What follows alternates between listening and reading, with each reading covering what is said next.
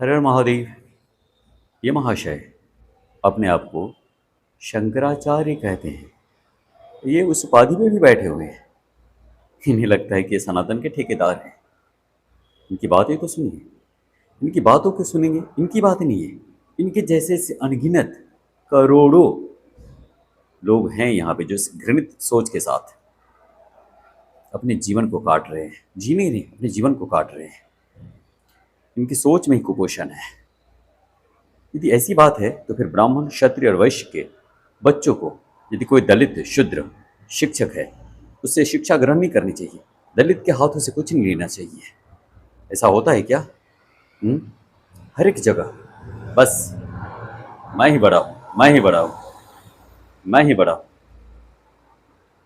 हर एक जगह अपने आप को ही सर्वोच्च रखना, ये सही है क्या? ये कहीं नहीं लिखा है। गीता में यदि लिखा है कि चतुर्वर्ण की व्याख्या कर्म के आधार पर होना चाहिए, तो फिर कर्म के आधार पर कोई चल रहा है क्या? या तो फिर श्रीमद् भागवत गीता झूठा है, या फिर संसार की चाल चलन उस पर चल रहे क्या? ऐसे लोगों की मानसिकता कब बदली पता नहीं।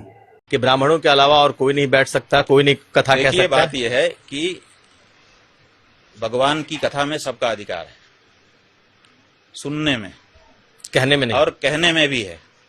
लेकिन किसको सुनाएं हम? सुनने का नियम यह है कि सुनाने वाला ऊपर बैठता है और सुनने वाला नीचे बैठता है। ये हमारे यहाँ नियम है।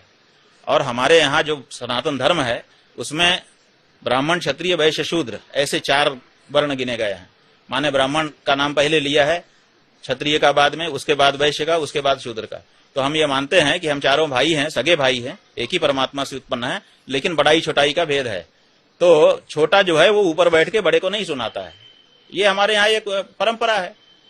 तो आप भी इस बात तो से अगर शूद्रों को ही सुना रहा है तो कोई शूद्र व्यक्ति बैठ करके सुना सकता है अपने जात भाइयों को।